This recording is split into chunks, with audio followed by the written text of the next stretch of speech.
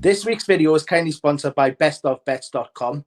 Check out their link in the description below, where they've got all the analysis and tips ahead of the upcoming meetings. Be gamble aware, 18 plus, and please gamble responsibly. Hello and welcome back to the Only Fools Love Horses YouTube channel, and it is the show after the Grand National. There's many tribulations throughout the whole event, the 3-day event that went on, plenty of good performances to talk about on the track, plenty of eye catchers, and a few protests outside the track as well. We'll try to keep that talk to a minimum. We don't want to give them too much airtime. We'll try to stick to much that happened on the track looking ahead. And we've also got the Scottish Grand National to talk to. That's our main part of the show after our little review to talk about a few performances and a few eye-catching horses ahead of the weekend that we're willing to take on side at the prices. Of course, the three of us are here, the usual three gentlemen. It's the show after the Grand National. Lee, how are we after a big performance in the big race?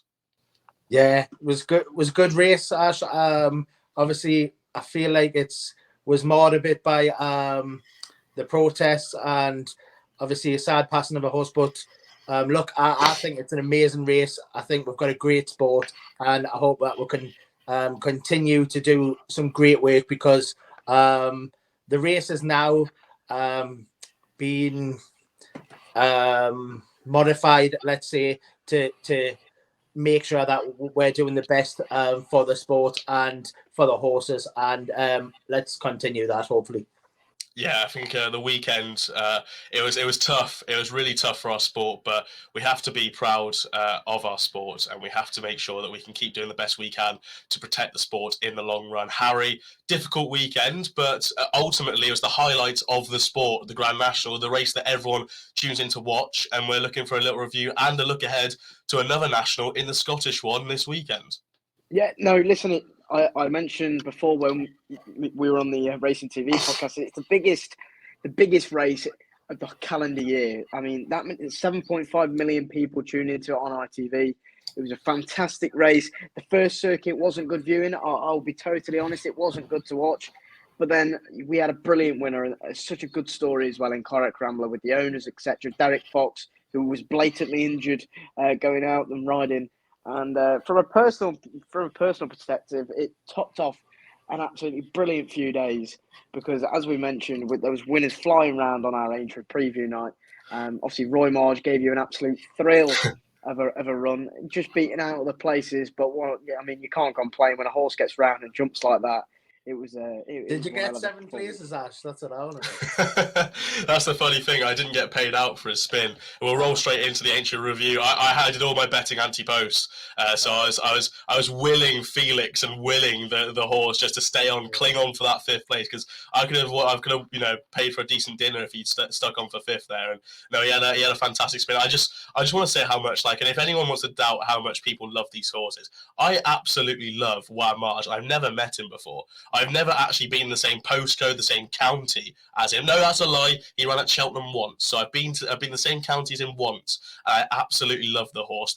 The will he showed, like the absolute willpower, and that thank you from Felix after he gave a big one coming towards the finish are just incredible. I love the horse so much. I really hope I can sort of just go and meet him at some point and give him a good pat and say, well done, son, because he had a fantastic spin, and he probably was travelling, and quote me if you think I'm wrong here, I think he was travelling the second best coming around the bend, if not very, very on terms with Corach, and then Corach sort of just came past him after 2 out. But yeah, it's a fantastic spin. Harry, I'll go back over to you for Corach. We'll quickly just review the National itself and the performance alone. Obviously, £10 well in. Both you boys were on board, and Lee landed a lovely touch with the Ultimate and Grand National double. But the performance itself, that was a really, really strong performance from what looks like a very good horse for Lucinda Russell and Peter Scudamore going forward. Yeah, a very, very good performance indeed, Ash. Now, I spoke to Cameron Sword, who's one of the part owners. I spoke to him this morning, and I said to him, I was quite surprised that Derek actually lined up as close as he was, because, I mean, leading up into the race, there was this thing about his running style wouldn't suit the Grand National.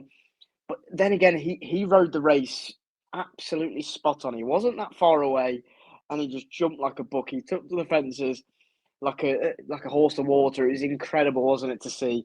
And do you know what? I mean, I thought that those horses that finished, those horses that were beaten, like Manila Trump, for example, gave Theo Gillard one hell of a spin, but was beaten in 15th. And like these horses, just if you say that these horses don't like jumping the fences, they wouldn't jump them. But the sight they made over the fences was just incredible to see. And a touch on Korek as well. He was so well in, and I think Derek wanted to make the most of how well in he was to optimise his chance of winning. And as soon as he jumped to the lead at the last, there was no way he was going to get beat on that horse. Yeah, no, honestly, travelled very well into it. This was a good performance, Lee. I feel like it got washed away a little bit, and the story as well. Like Lucinda Russell and the whole team behind it, just an incredible training performance to get this horse to roll off the back of a very good Ultima win, a very hard Ultima win, and then to go on and win the National in the manner that he did. This was a top performance, and there's plenty in behind that, caught my eye. Born by the Sea ran a cracking race in 7th, I thought. The Noble Yates stayed on for a mile back, but this is a good National. Analysing it performance-wise, it was a good National from the winner. Yeah, no, I thought it was cracking, to be fair. I will give a shout out to Jack from Next Gen, because he did say Born by the Sea would run a good race at 150s on one of our clips.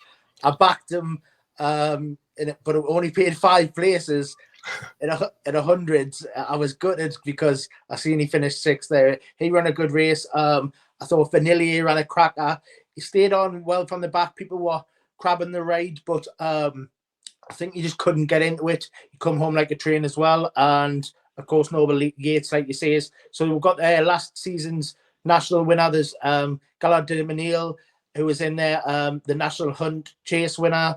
There's plenty in behind which are solid.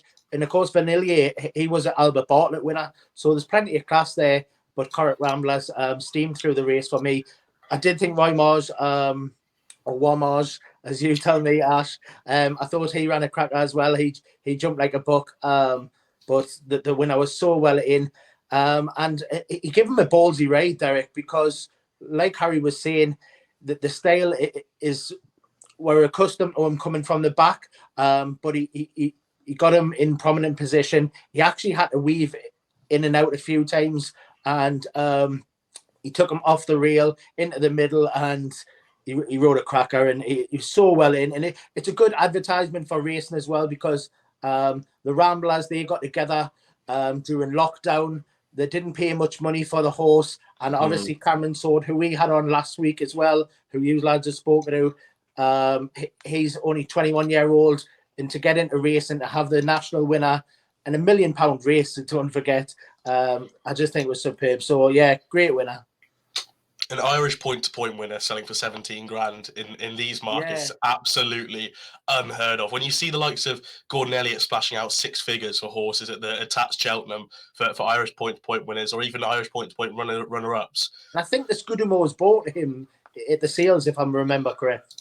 Yeah, I believe you are, yeah. So we'll roll on into the section that you want to hear, the best performance or the best eye-catcher that we saw from the 3-day event at Aintree. Now, lads, I want your best winner, can be from the graded races, can be from the handicap races, and then your eye-catcher, maybe one that's been forgotten about, or one that was making a steaming run behind one of the winners. So I'll go to Harry first of all. Harry, fill the criteria, and what are the 2 horses you want to bring to attention? Well, I'll go to 2. I won't mention Apple Away because she's had enough of my limelight recently. But I'll go for my best performance of the week, well, of the 3 days, was actually on the first day, and it was Famous Clermont. Now, this horse absolutely steamed in, and probably the most impressive winner, I thought, especially over those national fences as well. This horse is only an 8-year-old. You can imagine this horse is going to go back to the Fox Hunters next year at Aintree. I think this horse will be impossible to beat. Will Bidditt gave this horse an absolute dream of a ride. So for me, Famous Clermont, and then I thought when I give it a Hunter's Chase winner back in what was it, October? Well, that was a long way, and now you're saying next year's winner already. Oh well, it just I'd be amazed. Bear in mind, most of the horses were 12, 11, 10. Did he stay up the hill? That's the only thing, because no, he finished tired. But to be fair, if you can do it around Aintree, around the national fences, it's not the worst thing in the world, is it? So I think he will go on and win again next year, but that's a different story. My eye catcher, Ash, was a horse I did put up each way actually on the Twitter feed, and it was in the Poundland Top Novices Hurdle. And this horse, if there's any horse that finished better off, I'd be amazed, because Strong Leader finished like an absolute bullet. This horse came from the absolute clouds, got outpaced, and just ridiculously was quick over the last and powered up the straight. Another probably 50 yards, this horse was getting past in the pocket. It was a very popular winner indeed for Rachel and Henry. But this horse is going to be a monster over fences, and when he gets a trip as well. So Strong Leader for Ollie Murphy. And he, as I said, he will be a different kettle of fish when he goes over fences next year. Yeah, no, I thought Strong Leader as well was one definitely on the list. He's finished very strongly once he got the hang of things, and going up in trip, I think could be very good for him. Lee, same over to you then. Best winner and best eye catcher. I was just going to mention there quickly. I think Barry O'Connell will be licking his lips with the supreme form after the weekend. There was there's plenty in behind that come out and backed Marine National's form up anyway. But of course, I've got to mention Jerry Colomb.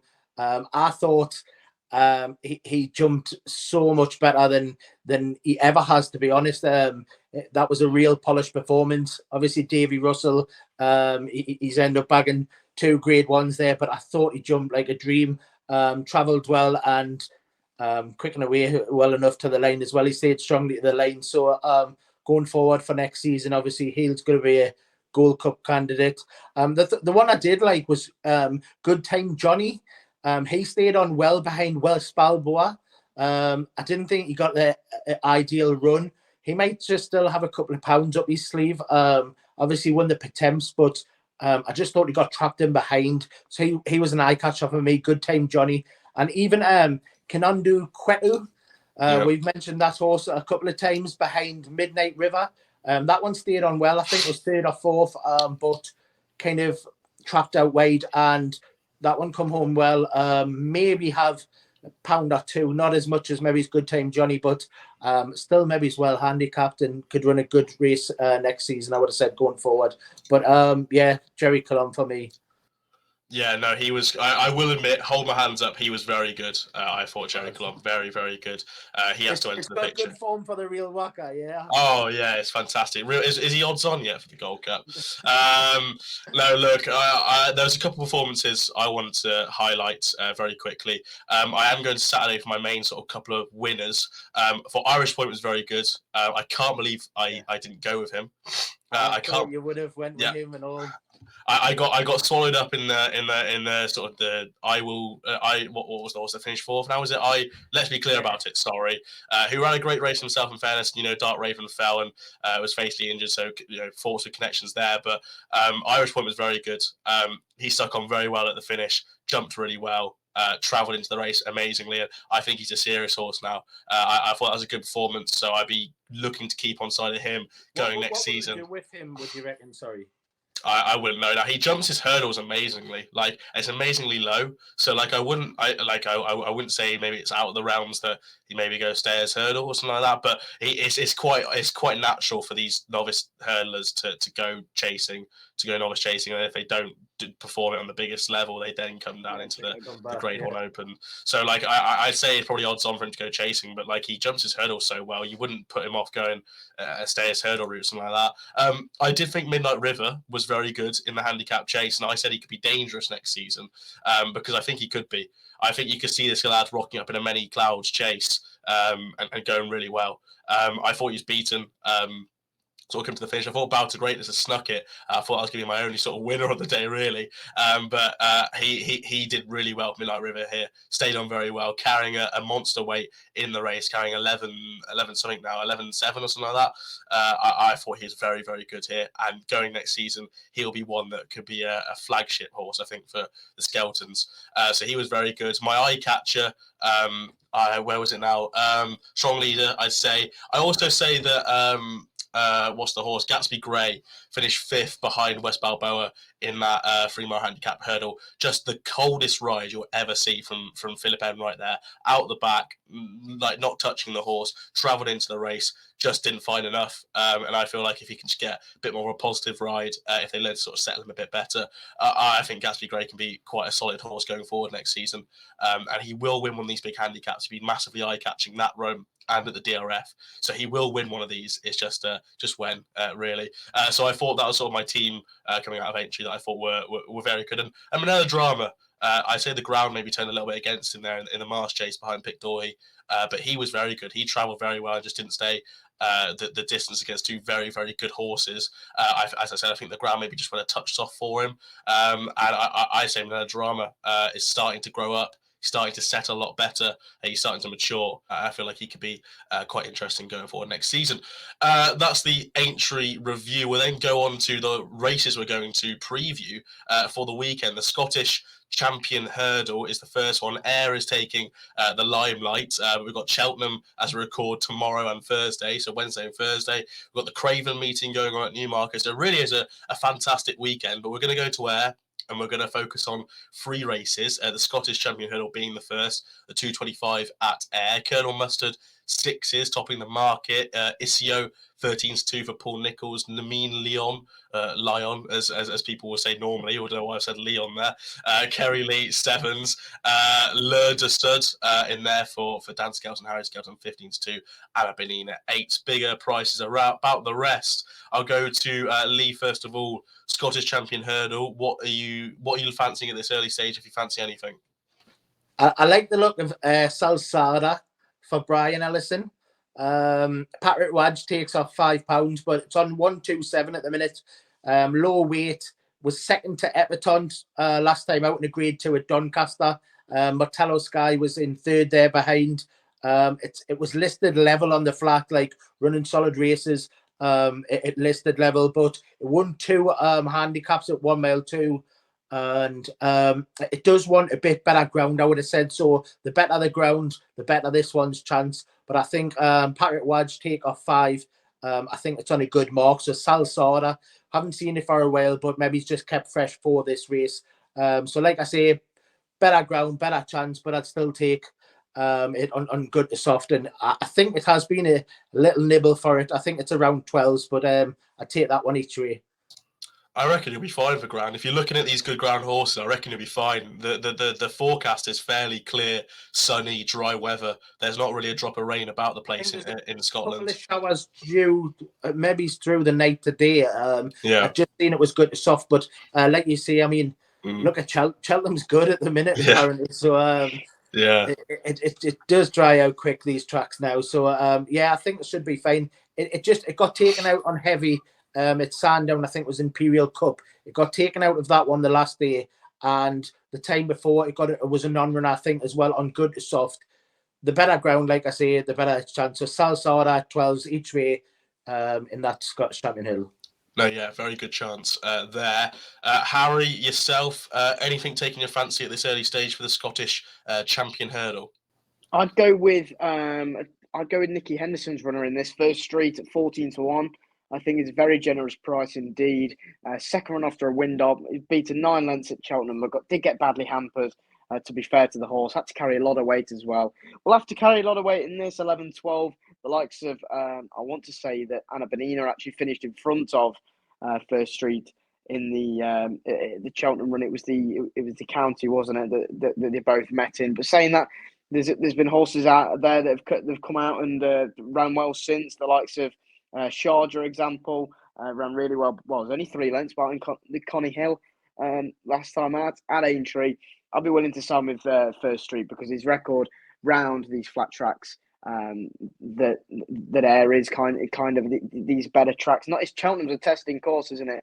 So I'd be willing to get away from that run last time out. And this horse has carried 12 stone before, beat a decent horse of Paul Nicholls' Grivatana at Newbury. I think this horse could carry top weight if this was a plan. I've already seen Nico is already jocked up. So First Street for me at 14-1. No, very, very good there. I am going back in on exactly my county hurdle team here. It's a weaker race, and if they've had plenty of time to rest now, which they hopefully should have, I am going with Anna Benina, and I'm going with where is it, Milkwood. Those are my two horses I'm taking against the field here. Anna Benina, John McConnell thought she could run a big race the last day, and she did. She was ninth, only 7 lengths behind the winner for Dan Skelton there. Before that, the form of Queensbrook stands up. Queensbrook ran a great race in the Mares' Hurdle. Brandy Love was in behind there. And even before that, that 4-length defeat to Gaelic Warrior looks fairly decent now. So I'd be siding with Anna Benina and the fact that she can turn it around. Her good ground form is fairly decent now. She's won a couple of times on the quicker stuff. So yeah, I think she's got a belting chance there if it sort of holds up this ground, fairly decent ground, and off that mark of 142, I think she's got a very decent chance there for John McConnell. Would you be worried that she's £12 higher than winning it last year? Nope. I think she's improved. I think she deserves to be that. I think it's quite clear. I think it's quite clear she's improved when she's knocking about with Mares' Hurdle horses. I think it's quite clear. You know, Queensbrook, where did she finish now? 3rd in the Mares' Hurdle. Yeah. Am I right in saying that? Yeah, I am right in saying that. Like, I think she's knocking about at that level. She can't have been left on 130. She's improved that much. I think she's a 7-year-old. She's still improving. So Anna Benina 8-1 there, and Milkwood. This is one where if you're worried about Anna Benina being higher than her last winning mark in this race, Milkwood won this race in 2021 and is now £4 below his winning mark.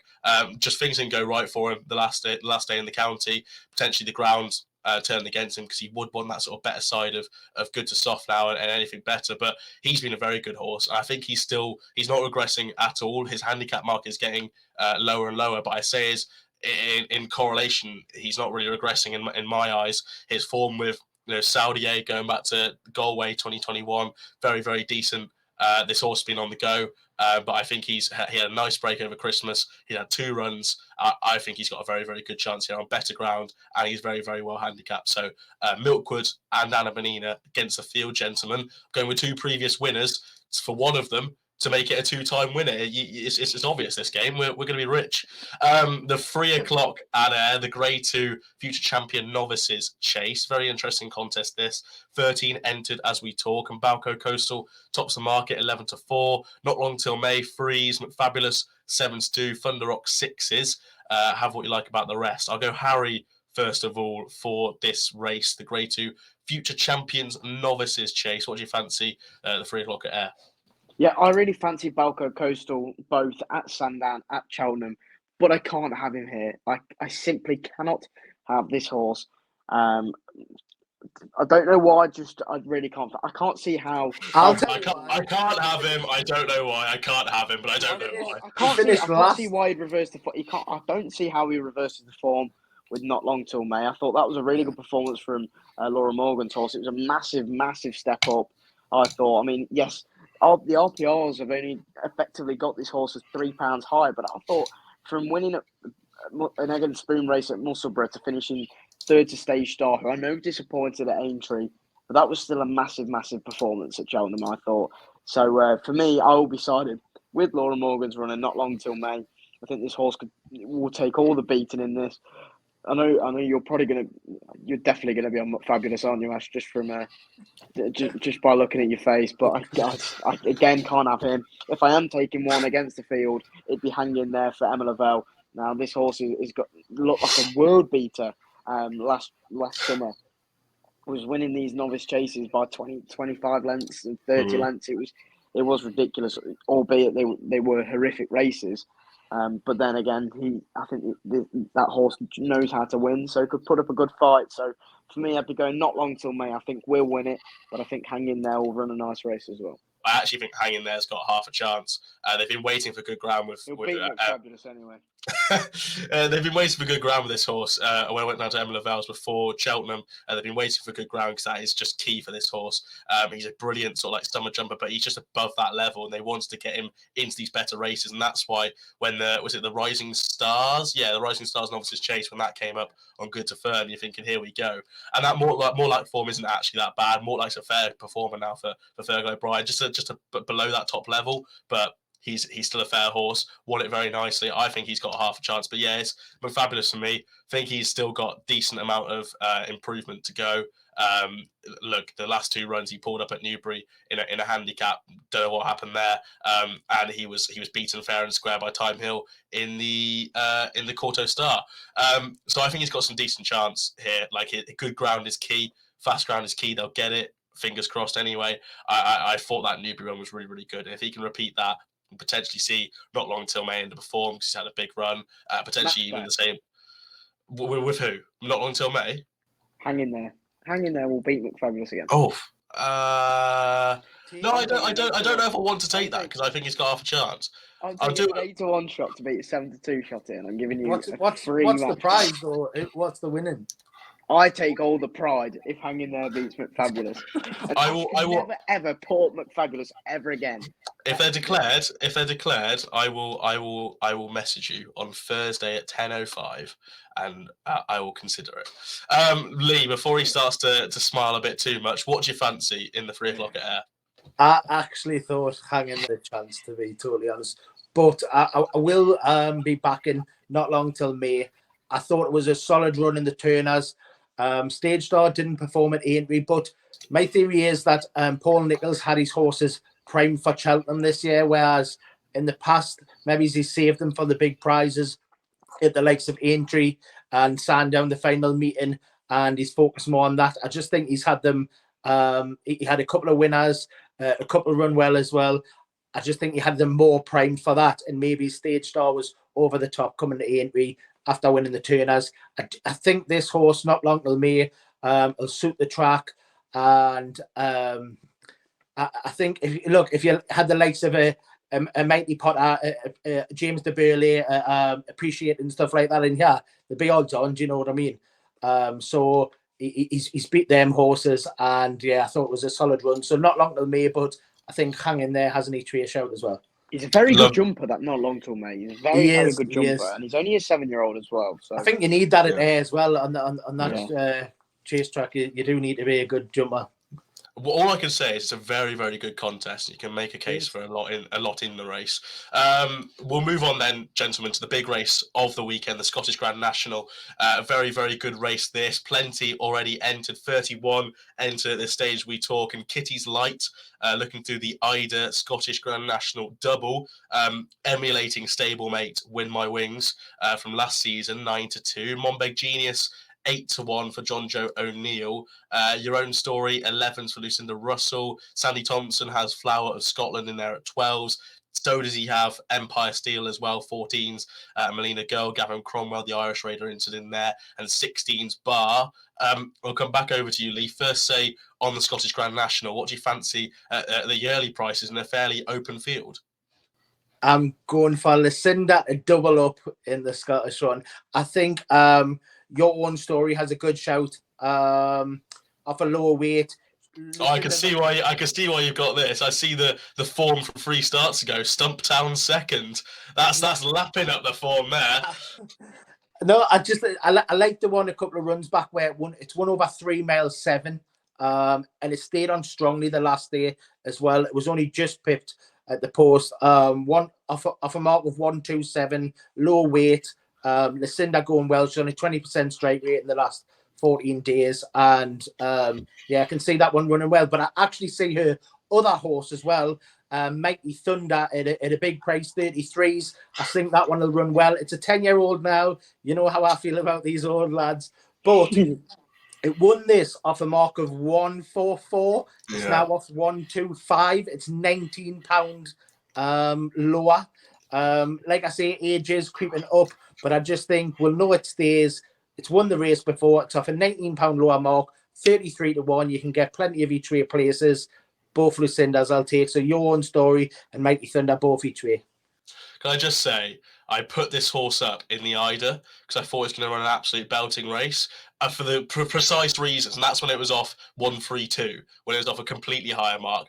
I just looked for its form again. I was like, was I being like silly? He won the Scottish Grand National in 2021. Since then, beaten 28 lengths, pulled up, beaten 17 lengths, pulled up, fell, beaten 36 lengths, beaten 30 lengths, beaten 17 lengths. So, like, it's just like, has it hit a wall? Has it won the Scottish Grand National and gone, right, that's me done? The last day at Kelso, it actually travelled really well, and it only blew up into the straight. And I just think that it's keep tumbling down the weights. Lucinda's in so much good form. Just might peak to get a good place. But I actually think although I want to win, I just think he'll run really well because back to the scene of the crime, £19 lower. Look, he travelled like a travelly thing as well in the Ida. I fail to think that this has been a 2-year-long plan from the connections. But look, I won't put you off that, Lee, because good ground as well would probably be the best for him. Look, you can get 5 places now, so you definitely get 6 or 7 even if you're lucky on the day. Yeah. 33. It'd be interesting to see how he goes. Harry, I have a doozy in this. I have an absolute doozy. But I want to know, what price is your horse? So I want to see if you've got the same. Mine is my nap of the week. Mine potentially my nap of the week as well in this race. So I'm going to let you go first with your inferior price, because I've got one at a bigger price. So, you want to find these bigger prices, Harry? Oh, well, actually, the name of my horse is quite relevant to your chances in this, because my horse is called Not a Chance. And, he is the Alan King runner. Tom Cannon's already booked aboard. I was actually here. I was actually at Utoxeter by the last fence in the Midlands National, and this horse ran so well. He was absolutely completely on fancies, 25-1, and he came there absolutely swinging. And it's a tough task when you turn in. I think there's 3 or 4 fences up the Utoxeter Straight, and he jumped 2 out, and he was in the lead, and he just got tired just before the last and tied up the running. But you've got to remember that is actually the second biggest, longest race in the British calendar year. It is over 4 mile 2. It was on soft ground that day. Now they say soft at Utoxeter, but it's never ever soft. It's worse than that, believe me. So I think that Not a Chance. This horse has been he actually pulled up in this race. I want to say in 2021 when Mighty Thunder won it. Yeah, he did. He was off 146 that day. He is off 130 today. On Saturday, as we talk. So he's £16 better off. He got dropped £2 for his run in the Midlands National. Alan King saddled, I want to say, the 3rd and 4th in last year's race. He had actually the Midlands National Major Dundee winner. He was in 3rd. I want to say, now this is off the top of my head because I'm pretty sure. With My Wings won and Kitty's Light was 2nd. So With My Wings won it. Kitty's Light was 2nd. I want to say Alan King's. You just let me double check. Yes, I was spot on. Major Dundee was 3rd, and Fiddux was 4th for Alan King. And well, look what that horse has done. So Not a Chance for me is absolutely thrown in. I think off 130 has a huge chance and a better chance than Ashes. So 20-1, Not a Chance. That is my nap of the weekend. You haven't even heard Ashes. You're already saying it's got a better chance. Well, it's not a chance. Ashes got not a chance. Can I ask one question, Harry? Just one about Not a Chance. I like this horse, but there was one thing that just like in red writing that I put straight through. Grounds. Does he not want soft? I don't know, because he didn't actually run that bad at Cheltenham. That was at the April meeting. He was only beaten 20 odd lengths. So it sounds horrific, doesn't it? But I can't see it being rattling at air. I can't see that. And I think he's thrown in, to be fair. So listen, as long as he's got his running boots on, I think. No, he's well handicapped to run well. He definitely is. I will give you mine. It is 33-1. Dan Skelton's runner in this, Sail Away. I think he's got some very nice form in behind him, and I think he's got a very good chance stepping up to a mighty distance of 4 miles here. I left all my notes on a different laptop, so you're going to have to go with me on this one. But I think he's very good. Look, if you just go back to October 2021, first piece of form that stands out is the 2nd to Corach Rambler, and now a 2-time Ultima winner, a Grand National winner as well, when giving the horse £6. So that's already a fantastic start. Travelled into it really, really well. Jumps amazingly, jumps a fence very, very well. That day just got done by, looks like a better horse, it seems. That was over 3 miles that day. I think he just wants stepping up to a max distance here. Like, he just travels all the way into his races. But I'd say, like, these horses that are running over 3 miles flat track, they just have an extra bit of toe than this horse. Like, his win the last 2 starts ago, at Warwick, on good ground. Again, very, very good. That's where he showed the engine he's got. Look, his price accordingly is 4 to 6 fav, but he won by 20 lengths, doing handstands, won very nicely, jumped incredibly. The 2 runs he's had over the wrong distance since 2020, the start of 2022, that was at Uttoxeter, where he was fairly beaten, fair and square, on the wrong ground. And then again, his last run at Chepstow, coming off a 300-day break on soft ground over 2 mile 4. You know, actually a very creditable race that day. Was third to Jetois, of who trains that now is it's Ryan Potter, isn't it? Yeah. Ryan Potter, of course. He actually ran it over 2 mile 6 as well. Second to Dusart at Leicester, January 2022. Again, just got caught for a little bit of toe, potentially too soft a ground as well. Good ground is what this horse wants. When he had his days over in France, he may have won a couple of hurdle races on very soft, but his last 2 runs, he was 5th, only beaten 5 lengths by Fast or Slow over in Auteuil, and then pulled up, went to Dan Skelton's yard, looks to perform his best races on good ground. He wants that marathon trip. He's fairly unexposed in my books compared to the rest of these runners in here. I think Sail Away's got an absolutely belting chance in what looks like a competitive Scottish Grand National. I think he's got a very, very good chance here, lads. And Harry, what do you make of that then? No, not a chance, eh? You'll be sailing away because you've got not a chance. That's just awful puns, left, right, and centre. Awful puns. I think you should. Fair play. Are you going nap, Harry? Are you? He's got to pay a little bit on it. Sail away. Are you going all in or you nap? Oh, to be fair, he's too well in. He's so well in, not a chance. And the way he ran in the Midlands National, I would be genuinely surprised if this horse doesn't run a massive Why race. are you not napping Mighty Thunder if he's so well in, £19 lower than his last win in it? Because Mighty Thunder hasn't actually. He finished 17 lengths last time, 30 lengths, 36 lengths. No. We've already rattled off the form there, but you're napping not a chance, are you, Harry? Not a chance, 20 to 1. Lovely. I will be napping Sail Away at this early stage, and Lee. Salsada and the 225 at Ayr on Saturday in the Scottish Champion Hurdle. Lovely stuff. That's all we got time for on the Scottish Grand National preview on Only Fools Love Horses YouTube channel. Please do subscribe to the channel. Please do like the video. Comment down below what you made of the Grand National this year and your big fancy for the weekend. It can even be the week as well. I'm going to throw it to you, gents. Do you have anything else for Cheltenham before we really do finish? Has anyone looked at Cheltenham tomorrow? I have. Cody runs in the first. And he is so well in off 140. I didn't even realise he actually finished. He was only 11. He was only 11 lengths behind Seddon. Now that race has turned out to be a bloody good race to play as, because obviously Midnight River came out and absolutely bolted in at Aintree. Jeffrey was agonisingly close in the Irish National. Shake 'em Up Harry travelled like a dream, traded ridiculously low in the race that Midnight River won. At Aintree, so I think the form can definitely be aided. Yeah, and I think Cool Cody has a huge chance. But time's getting on a bit. He's 12 or something. No, don't worry about that. He loves his racing. Talk about these animal activists. God. This 12 years old and absolutely loves it. So I've looked at one. He's seen a bit of money now, 12 to 1 before we started. I backed him at 12. A little bit of. He's now 9 to 1 in places. Oh, that's a massive market move. Probably about £6.20. I haven't done Cheltenham. I'll do that, but I did see one. I thought ran a good race last time. Ben Acre, I think, it runs in the first at Newbury on Friday. William Buick's jocked up. It is off top weight, but it ran a good race at Newcastle on all-weather finals day in a, I think it was a listed race. But yeah, it was just an eye catcher. I think the last time out. Depends what goes to the race, I would have said, but just keep an eye on it, Ben Acre. Lovely stuff. I will give one. I haven't looked at Cheltenham too in depth, but it's a horse that's been on my radar. Percussion for Laura Morgan. Adam Wedge is in the saddle. That is in the 350 Cheltenham, 8-1. This horse, same connections, I should say, same owners as a fantastic lady who was second in the Topham for Evan Robert Hanbury.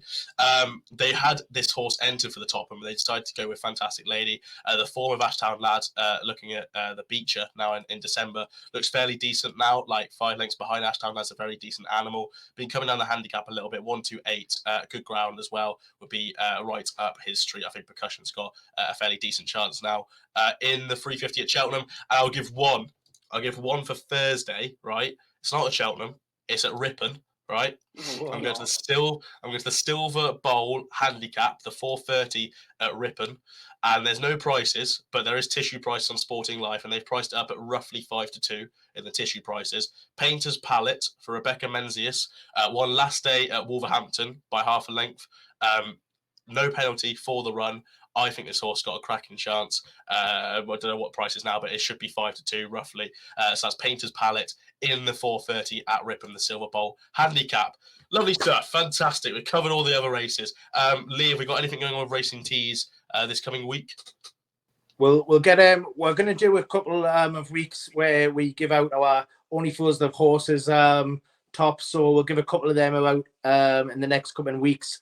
And it's at Racing Tees 1 on Twitter. Go and check them out. You can wear the colours, any of your favourite colours in racing. They'll put it on t-shirts, caps, hats, umbrellas, you name it. But at Racing Tees 1 on Twitter, we'll get a competition going.